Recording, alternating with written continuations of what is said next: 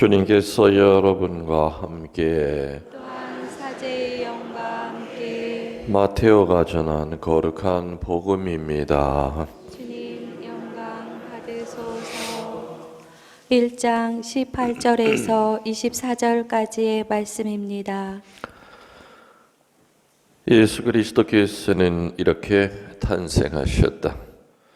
그분의 어머니 마리아가 요셉과 약혼하였는데 그들이 같이 살기 전에 마리아가 성령으로 말미암아 잉태한 사실이 드러났다.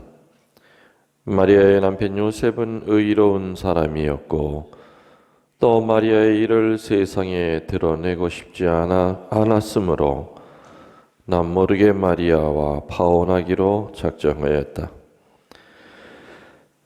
요셉이 그렇게 하기로 생각을 굳혔을 때 꿈에 주님의 천사가 나타나 말하였다. 다윗의 자손 요셉아, 두려워하지 말고 마리아를 아내로 맞아들여라. 그 몸에 잉태된 아기는 성령으로 말미암은 것이다. 마리아가 아들을 낳으리니 그 이름을 예수라고 하여라. 그분께서 당신 백성을 죄에서 구원하실 것이다. 주님께서 예언자를 통하여 하신 말씀이 이루어지려고 이 모든 일이 일어났다. 곧 보아라, 동정녀가 잉태하여 아들을 낳으리니 그 이름을 임마누엘이라 하리라 하신 말씀이다. 임마누엘은 번역하면 하느님께서 우리와 함께 계시다는 뜻이다. 잠에서 깨어난 요셉은 주님의 천사가 명령한 대로 아내를 맞아들였다. 주님의 말씀입니다.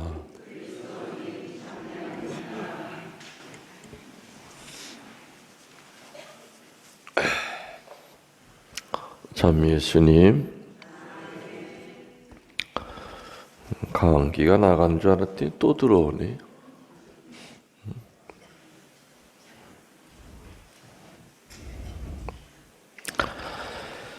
어제 예수님의 족보에 대해서 같이 묵상했지요?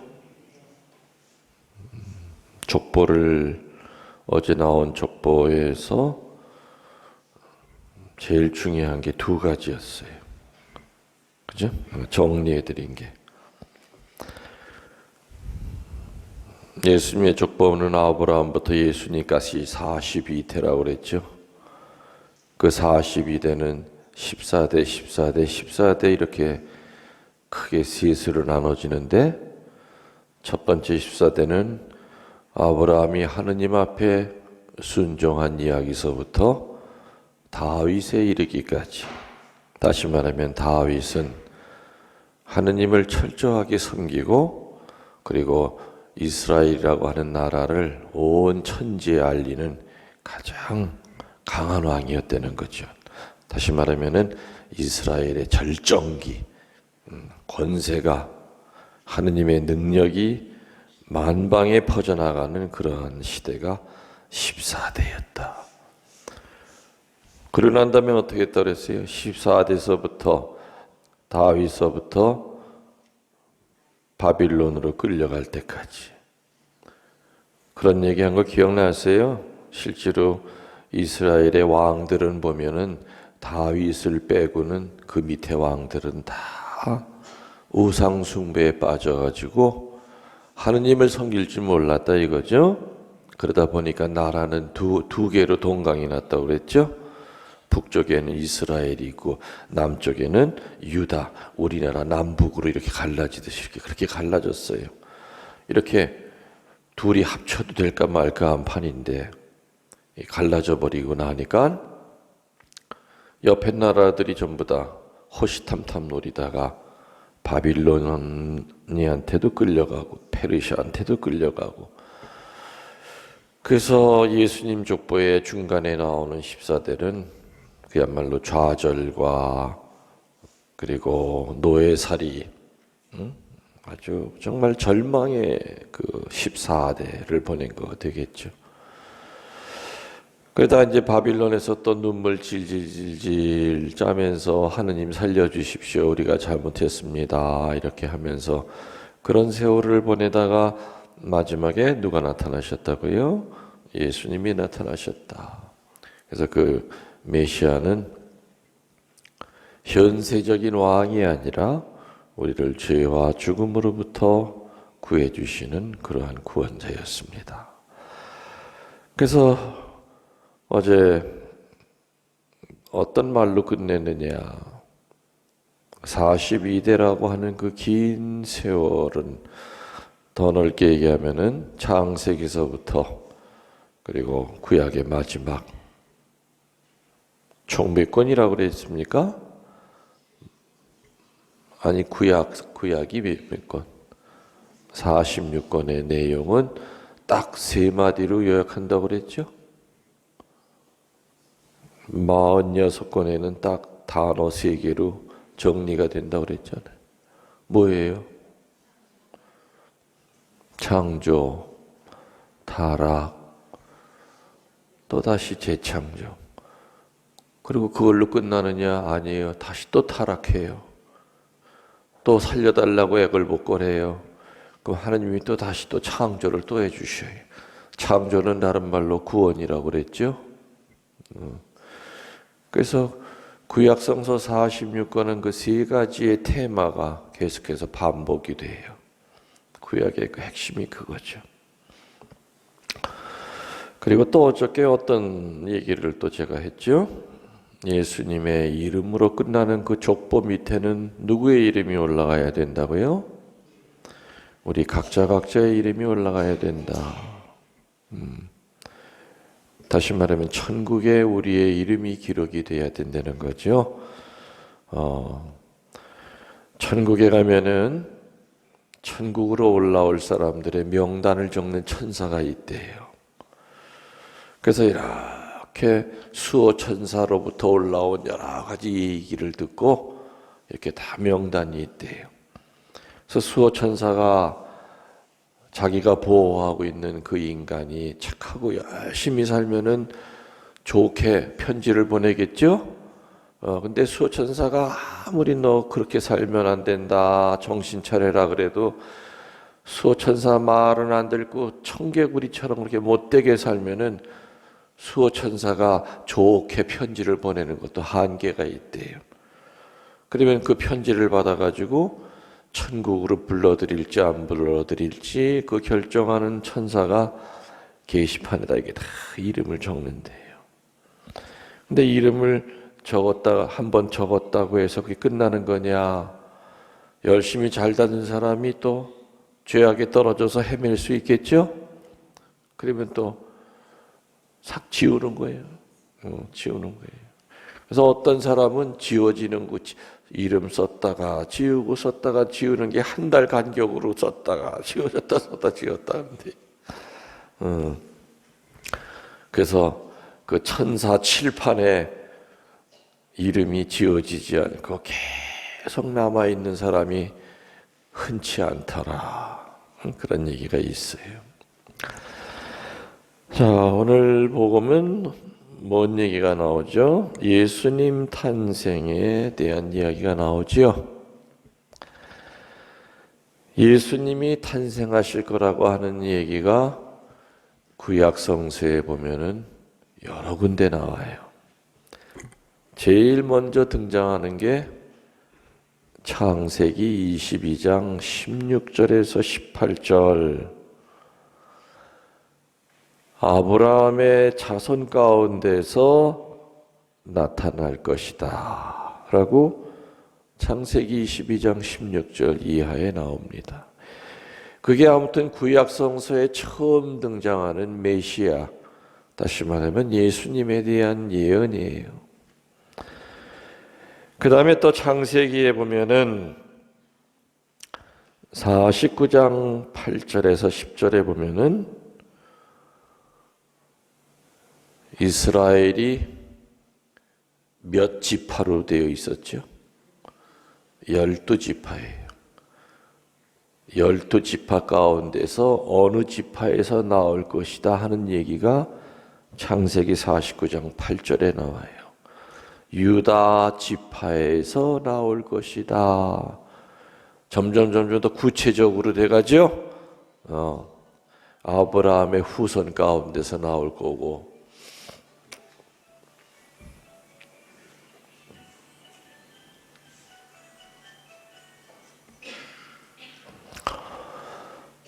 아브라함의 후손 가운데서 나올 것이고, 그리고 또 12지파 가운데서도 어느 지파라고요? 유다 지파가 나올 것이다. 그리고 또 시편 89장 36절에서 38절, 또 이사야서 11장 1절에서 2절에 보면은 다윗의 후손으로 오실 것이다 라는 얘기가 처음 구약 성서에 다윗의 후손이라고, 유다 지파 가운데서도 다윗의 후손으로 올 거다 하는 얘기가 처음 등장해요. 그리고 정말 중요한 이야기가 이사야서 7장 14절에 나오죠. 뭐라고 나오느냐? 그 오실 그분의 어머니는 동정녀다라고 나와요.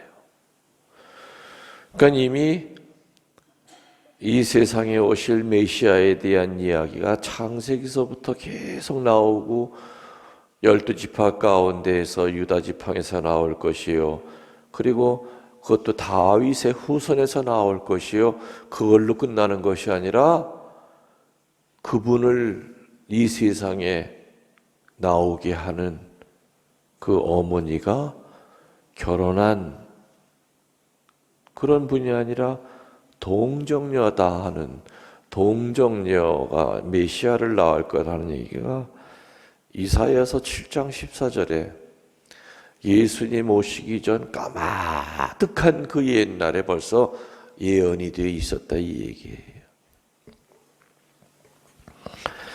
자, 그러면 신약 성서에서는 복음 사가들이라든지 또는 서간을 기록한 그 제자들의 기록을 보면은 여러 군데서 예수님을 다윗의 후손이라고 강조하고 있죠. 예수님의 족보 가운데 왕이 다윗만 있었던 것이 아니죠. 뭐 솔로몬도 있고 다윗도 있고 뭐 주르바벨도 있고 많은데, 솔로몬의 후손이 나무개라고 얘기하지 않고 하나같이 전부 다 누구의 후손? 예수님을 다윗의 후손이라고 그래요. 구약 성서에도 그렇게 언급이 되어 있고, 솔로몬의 후손 가운데 나올 것이다 이런 말은 한마디도 없어요. 항상 다윗의 후손. 물론 42대라고 하는 그 긴 역사는 한 강물, 큰 강물줄기에 같이 내려와요. 내려오지만은 그 강물 속에 큼직큼직한 돌멩이들이 잠겨 있는데, 다윗이라고 하는 돌멩이도 있고 솔로몬도 있고 뭐 여러 가지 많은 돌이 있었는데, 유난히 구약의 예언자들도 항상 메시아를 얘기할 때 다윗의 후손이라고 그랬고, 신약에서도 마찬가지로 다윗의 후손이라는 것을 지극히 강조하고 있지요. 사도행전 2장 29절에 보면은 베드로 사도가 설교하면서 뭐라고 그러느냐, 다윗의 후손임을 또 강조합니다. 또 로마서 1장 13절에 바오로 사도는 뭐라고 그럽니까? 그분은 인성으로 말하면 다윗의 후손으로 태어나신 분이다 얘기하고 있죠. 또 디모데오 후서 2장 8절에 보면은 그분은 다윗의 후손이며 죽은 자들 가운데 다시 살아나신 분이다. 그리고 묵시록 22장 16절에 사도 요한은 뭐라고 그럽니까? 나는 다윗의 뿌리에서 돋은 그의 자손이다. 메시아의 자손이다. 이렇게 서간 가운데는서도 예수님을 다윗의 후손임을 강조하고 또 강조합니다. 또 복음서에 보면은 마태복음 12장 23절에 눈먼 귀가 먼 밤벙어리 소경을 고쳐주시면서 치유를 시키니까 그 광경을 백성들이 보면서 놀라 외치기를 뭐라 그랬느냐, 혹시 이 사람이 다윗의 자손이 아닐까라고 백성들의 입에서 처음 다윗의 자손이라는 말이 나옵니다. 또 마태복음 15장 22절에 가나안 여자가 자기 딸을 고쳐주기를 간절히 청함일 때 처음 입에서 나온 말이 다윗의 자손이시여 제 딸을 고쳐주십시오. 이방인의 입에서도 다윗의 자손이라는 말이 나오죠. 또 마태복음 20장 31절에서 32절에 보면은 소경들이 예수님께 나와서 다윗의 주님이신 예수님, 다윗의 자손이신 주님 하고 외칩니다. 그리고 또 여러분들이 잘 아는 마태복음 21장 9절에서 15절 사이에 보면은 예수님이 예루살렘에 입성하실 때 백성들의 무리들이 쫓아오면서 뭐라 그래요? 다윗의 자손이시여 찬미 받으소서라고 외치죠. 이렇게 이스라엘 백성들이 예수님을 다윗의 자손이라고 말하는 데는 분명히 큰 의미가 있었습니다.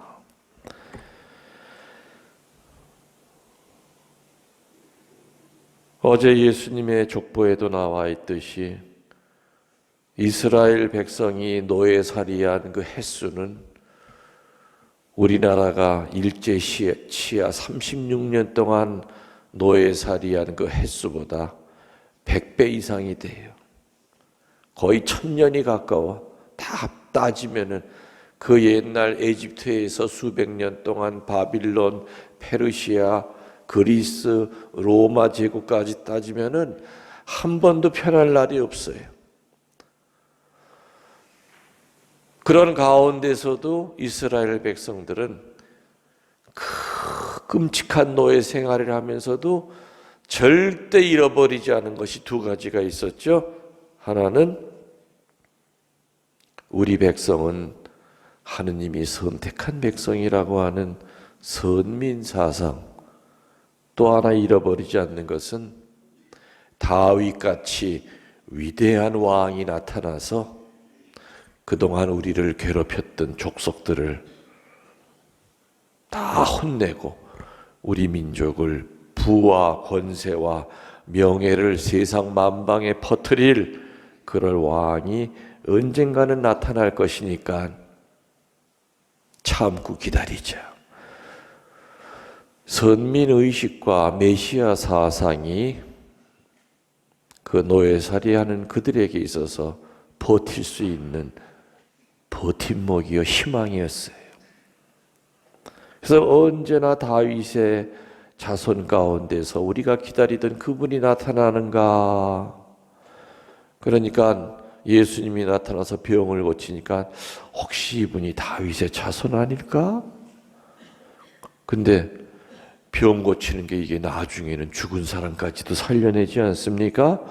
그러니까 자연스럽게 다윗의 자손이시여, 다시 말하면 메시아이시여, 우리들한테 이제는 병 고치고 마귀 뛰는 거 말고 정말 우리가 바라고 있는 거 있어요. 그게 뭘까요? 해방이야, 해방. 예수님 당시에도 로마 사람들 식민지였지 않았습니까? 해방이야. 그 수천 년 동안 우리들이 정말 지겹게도 노예 생활하면서 이렇게 생고생을 하고 살았는데 이제는 당신이 이 세상을 한번 좀 휘어잡고 우리들도 한번 폼나게 한번 살아봅시다. 우리 괴롭혔던 족속들 단칼에 쳐 죽이고, 그래서 이스라엘 백성들이 그렇게 다윗의 자손이여 다윗의 자손이여 하고 외친 것은 예수님한테 거는 기대가 달랐기 때문에 그래요. 근데 예수님은 끝까지 아픈 사람 고쳐주고 마귀 들린 사람 띄워줄지언정 도대체 로마 사람들과 맞서서 이 백성을 영예롭게 할 그런 생각이 없으신 것 같은 거예요. 선민의식을 채워줄 노예 생활 속에서 꿈을 실현시켜줄 분이 다윗의 후손이요, 예수님이 바로 그 대망의 인물이라고 믿었던 거죠. 그런데 예수님 안에서는 그토록 기대했던 그것을 찾아볼 수 없었기 때문에 어떻게 했어요? 아이고, 우리가 속았네. 이 인간 다윗의 후손이고 우리 해방시켜줄 줄 알았더니 세상에 이거 매갈머리 없이 저 끌려가는 거 봐. 그러니까 나중에 도둑놈은 살려주고 예수를 십자가에 못 박으시오 그랬죠? 그 소리 지른 게 로마 사람들이 아니에요. 예루살렘 입성할 때 호산나 다윗의 후손 찬미 받으소서, 예수님한테 못 박으라고 외쳤던 그 인간들 가운데는 오병이어의 기적을 눈으로 보고 예수님이 주시는 빵 조각을 얻어먹은 인간도 있을 거고, 예수님이 손을 대시자 나병이 나은 그 친척도 있을 거고, 예수님의 그 엄청난 능력을 봤음에도 불구하고 그들이 원래 마지막에 예수님에게 바랬던 것은 지상의 왕이었죠. 영혼의 왕이 아니라 지상의 왕을 기대하면서 다윗의 자손이여 하라고 외쳤는데, 아이고 3년 동안 쫓아다닌 게 허망하구나, 괜히 쫓아다녔구나, 저 인간이 우리 사기쳤어, 아무 힘도 못 쓰면서 저렇게 끌려다니면서. 그러니까 빌라도가 예수님 살려주고 싶었지만은, 바라바를 죽이고 예수님을 놔주고 싶었지만은, 오히려 이스라엘 백성들이 바라바 살려주고 저 인간 죽이시오, 우리 속았어 저 인간한테. 자기가 원하는 모습을 예수님 안에서 발견할 수 없고, 또 자기가 원하는 것을 예수님이 주지 못할 때 우리는 예수님에 대해서 원망 같은 것을 가질 때가 있어요.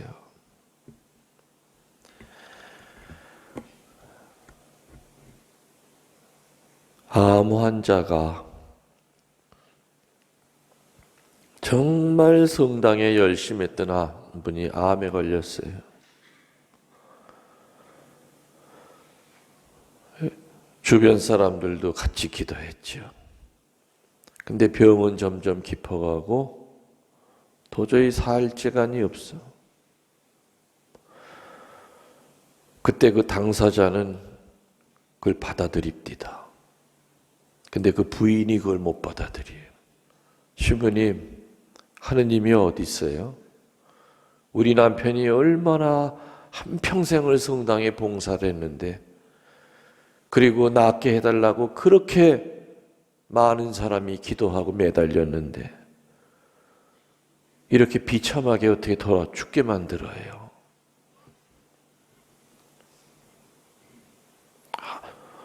오히려 임종을 앞둔 그분은 다 모든 걸 체념하고 병자성사 청하고 마지막 총고회를 하고 준비를 잘해서 이렇게 죽을 준비를 하는데도 불구하고